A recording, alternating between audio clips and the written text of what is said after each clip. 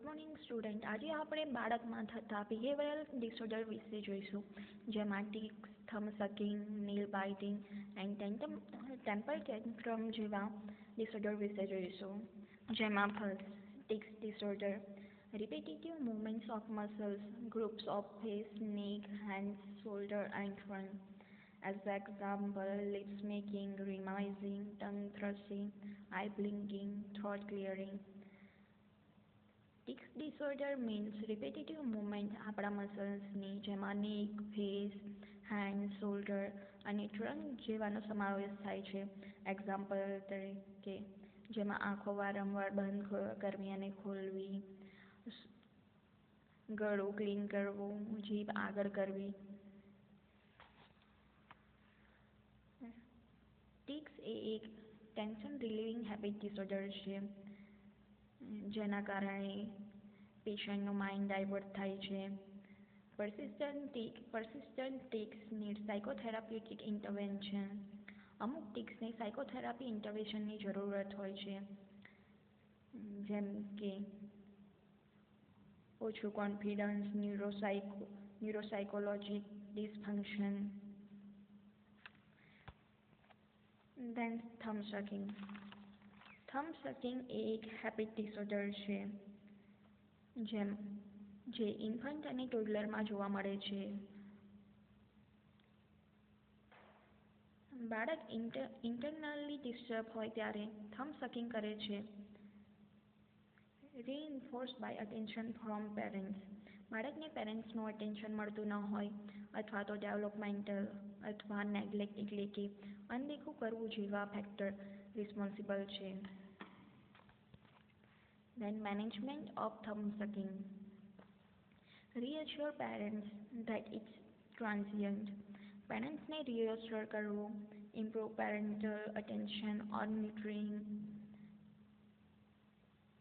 પેરેન્ટ્સને ચાઇલ્ડના attention improve કરવા કહેવું. Then teach parents to ignore and give more attention to positive behavior. પેરેન્ટ્સને positive behavior વિશે સમજાવવું. Provide child praise for substitute behaviors. ચાઇલ્ડને સારા બિહેવિયર માટે એન્કરેજ કરવું. Bitter salts may be used to reduce thumb sucking.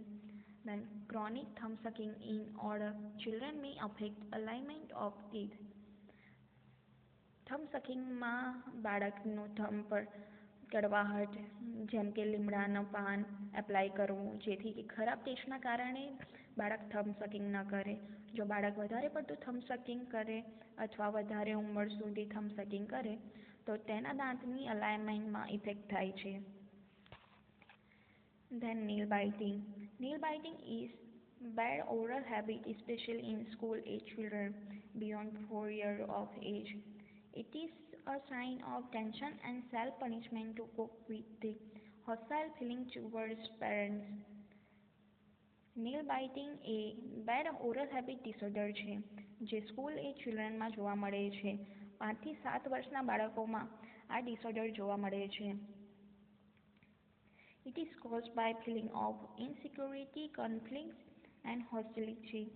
It may be due to pressurized study at school or home, or due to watching frightening, violent scenes. It may continue up to adolescence. The child may bite all 10 fingers, nail or any specific one. The bite may include the cuticle or skin margins of nail bed or surrounding tissue. જો બાળક nail biting કરતું હોય તો એ sign છે કે બાળક tension અથવા self punishment અનુભવતું હોય. જો બાળકના પેરેન્ટ્સ નેલ બાઇટર હોય તો બાળક નેલ બાઇટ કરે છે. બાળકને ઇનસિક્યુરિટી, કોન્ફ્લિક્ટ્સના કારણે નેલ બાઇટિંગના ચાન્સીસ છે. જો બાળક કોઈપણ વાતથી પ્રેશરાઇઝ થાય, જેમ કે સ્ટડી ઓર વર્ક, તો બાળકને નેલ બાઇટિંગના ચાન્સીસ છે. નેલ બાઇટિંગ હેબિટ એડોલસન્ટ સુધી જોઈ શકાય છે. જે બાળક હોય છે તે 10 ફિંગર્સના નેલ અથવા તો કોઈ સ્પેસિફિક નેલ બાઇટ કરે છે. Then management of nail bite. Nail, nail biting અટકાવવા માટે બાળકનો સેલ્ફ કોન્ફિડન્સ મેન્ટેન કરવાનો અને નાની પનિશમેન્ટ બી આપી શકાય છે જેથી બાળક નેલ બાઇટિંગ ના કરે. Then temper tantrum.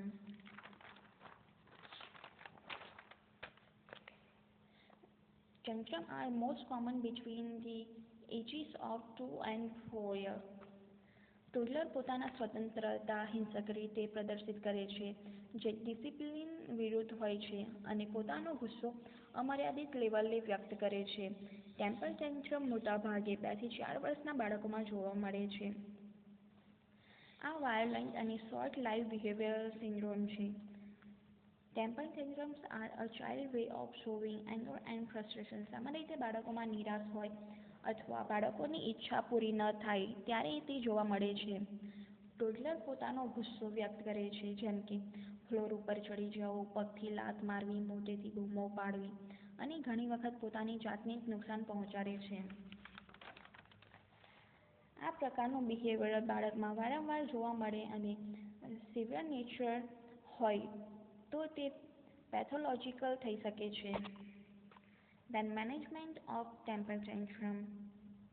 In general, parents advise to set a good example to child, spend quality time, have open communication with child, have consistency in behavior. પેરેન્ટ્સને ટેમ્પર ટેન્ટ્રમ નોર્મલ છે તે સમજાવવું, શક્ય હોય તો બાળકનું ફ્રસ્ટ્રેશન દૂર કરવા પ્રયત્ન કરવો તથા ધીમે ધીમે બાળકને સમજાવવું કે પોતાનો ગુસ્સો કેવી રીતે વ્યક્ત કરવો તે. બાળકને બિહેવિયરલ થેરાપી અને પ્લે થેરાપી બતાવવી જોઈએ અને બાળક સાથે બરાબર ટાઈમ સ્પેન્ડ કરવો જોઈએ અને બાળક સાથે ઓપનલી કમ્યુનિકેટ કરવું જોઈએ. પેરેન્ટ્સને બાળકના બિહેવિયર બાબતે લેટગોની ભાવના રાખવી, બાળકને કોઈ સજા કરવી નહીં.